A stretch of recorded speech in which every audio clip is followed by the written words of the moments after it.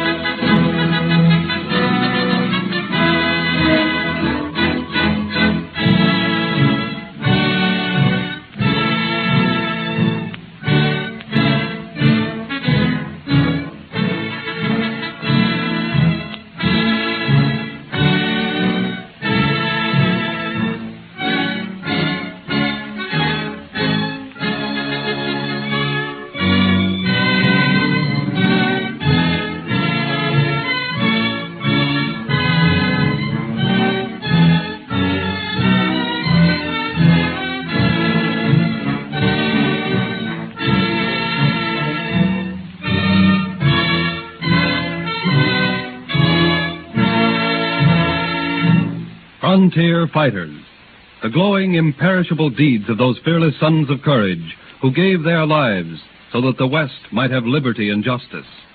When the Reverend Thomas Starr King accepted a pastorate in San Francisco, his well-wishing Boston friends thought he had suddenly become bereft of his reason.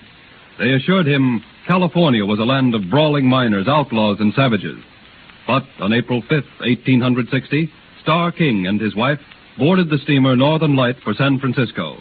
When the ship was a few miles out, he remarked to his wife, "Well, Julia, you worried a little?" No, not exactly worried. Just a little apprehensive. California is such a new country. Such a wild country. I know. And you're a little worried about me, personally. I don't exactly look the rugged pioneer type. Starr, why did you ever leave Boston? Not that I wouldn't go with you to the ends of the earth. I know, my darling, what you're thinking. I've given up so much to accept so little. Oh, it does look that way to the human eye, but Julia, dear, I was called to San Francisco to serve both my country and my God. Starr, you sound like a soldier about to enlist in the army. My dear, if Abraham Lincoln is elected president of these United States, well, Oh, but don't worry your little head, Julia. I can only say, my darling, that I was really called to California. But now, look up at the sky, my dear. Isn't it glorious to know God's in his heaven and all's right with the world?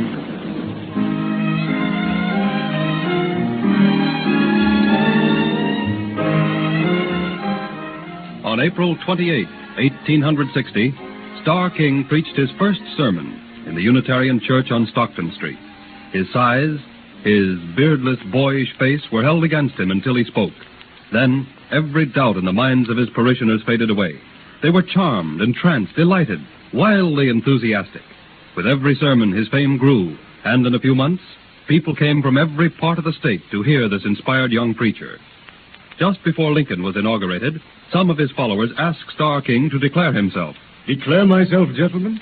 Why, I don't understand. It won't be many days now before a great calamity is going to hit these United States powerful hard. And can't help but be that, and more, with a man like Lincoln is sitting in the White House.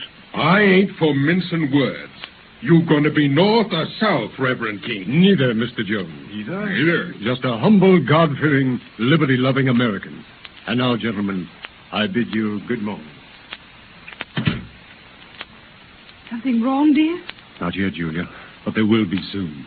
When the question, shall there be a north or south, raises its head in the house of the Lord, in his earthly kingdom, we can certainly look for trouble.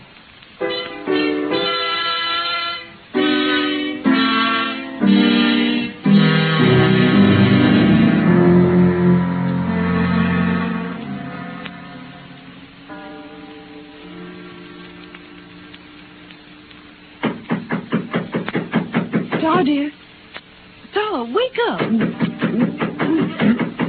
What's that? Don't you hear that furious pounding on the door? One of your parishioners must be desperately ill. Coming, patience. Reverend King, 1,000 apologies for getting you out of bed at this hour, but news just came over the telegraph wire from Washington. Something happened to Abraham Lincoln? The president as well, but, oh, sir, Fort Sumter has been fired upon. Fort Sumter fired upon? That means that the Civil War has begun. California will be in a bad way, Reverend. More than 40% of her citizens are of Southern birth. If we lose California, the entire West may secede from the Union. I don't know why I come to you, Reverend King, except I thought you'd want to say something about it from the pulpit. From my pulpit, and from every pulpit in the state of California that loves the Union, and from every lecture platform, from every street corner if need be. You will be criticized, Reverend King, for taking a stand like that. Your congregation brought you to California. To save souls. Yes, I know, David. But God rules earth as well as heaven. And from this hour on, I dedicate my life to saving California and preserving the Union.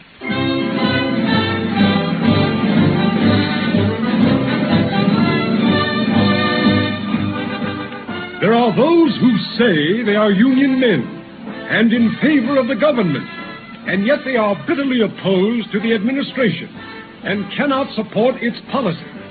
But in a war for self-existence, this divorce is impossible. One might as well say as a fire.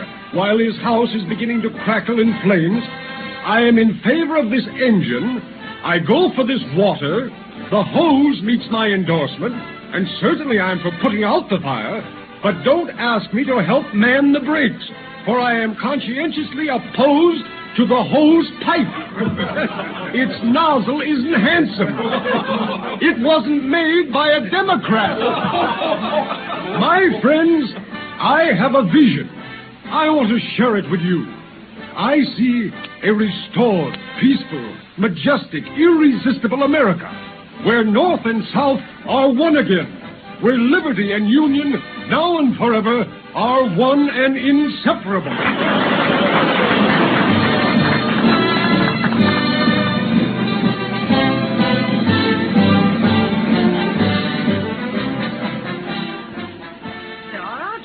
Coming to bed. It's 2 o'clock, Oh, dear. I can't stop, dear. I must have another speech ready by morning. Just think, Julia. We're beginning to turn the tide in favor of the Union. Perhaps by fall, if Leland Stanford is elected governor, then California will be safe from disunion. But your health, Starr, dear. You can't go on like this, living in excitement. You'll just burn yourself out. I can't stop now. Not even for a minute. Today, tomorrow, next month, next year. Not until every state is restored to the Union. Poor Starr. Forgive me for having scolded you. Your life has been service to God, service to your fellow men and women. Your life is laden with love, winged with sacrifice. Oh, I do no more than thousands do everywhere in the United States. United States. They were united once. Pray God they will be again soon.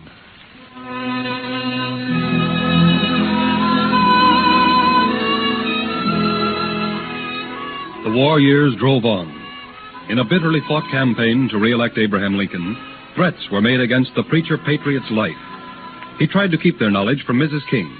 One day, greatly alarmed, she came to his study. Starr, look at this note I found. It's terrible, monstrous to think that anyone wants to kill you. Julia, here, dear. Now pull yourself together. Oh, we're leaving California. We'll go away. You've done your duty by God and man. No one can expect more of you. There, now, dear. Here, let me see that note. I turned cold all over when I read it. Why, Julia, I've received notes like this before. But you didn't ever say anything. What was there to say, Julia? I wasn't afraid, and I knew that no harm could come to me until my mission was finished. Starr, we'll leave California.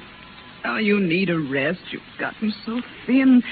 You don't sleep well anymore. You hardly take time to eat. And after Abraham Lincoln is reelected and the Union is whole and sound again, we'll have a second honeymoon. We'll go to Europe. We'll see all the places we've read about. We'll...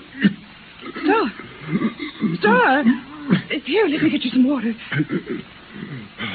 Oh, I'm all right. It's just a little dry spot in my throat. I'm sorry to have frightened you. Oh, you did for a moment. You want to lie down and rest for just 15 minutes. No. I have an address, a mass meeting. Julia, I'll consider my work well done if I can bring a majority of 10,000 votes to the president. Wouldn't that be a wonderful vote of confidence in the great work he's doing? I wonder what you'll receive for the great work you're doing. For the little I've done to help my country, I may receive a crown of thorns, or the bitter cup which he drank and called it sweet.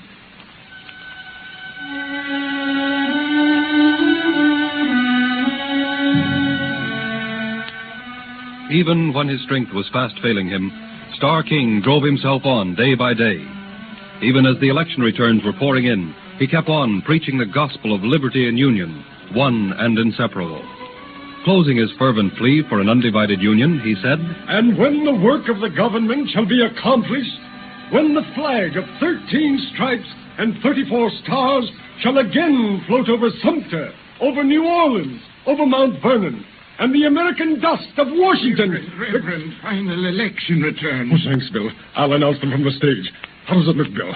Like a landslide. Oh, yes. Yes, it does. Ladies and gentlemen, I shan't conclude my speech. There is nothing more to be said. My work is done. Abraham Lincoln, in the Union State of California, is favored by a majority of 30,000 votes.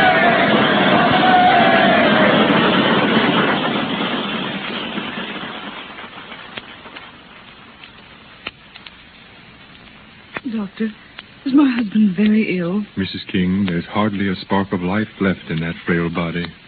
Oh, no. No. Julia. Oh, coming, dear. Julia, read me the 23rd Psalm. No. No, give me the Bible. I'll read it. Yes, dear. Here's your Bible. Don't look so unhappy, dear. I'm not going far away.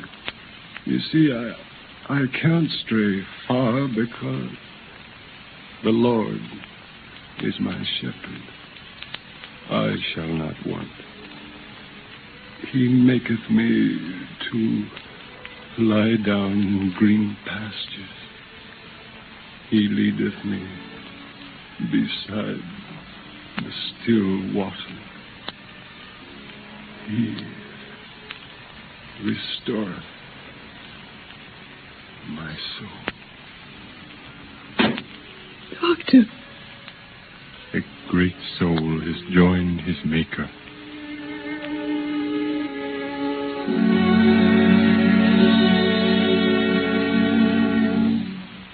In Golden Gate Park, San Francisco, there has been erected a beautiful monument to Thomas Starr King. The inscription reads, In him, eloquence, strength, and virtue were devoted with fearless courage to truth, country, and his fellow men. And so, a man of God joins the long line of great, selfless, and daring frontier fighters.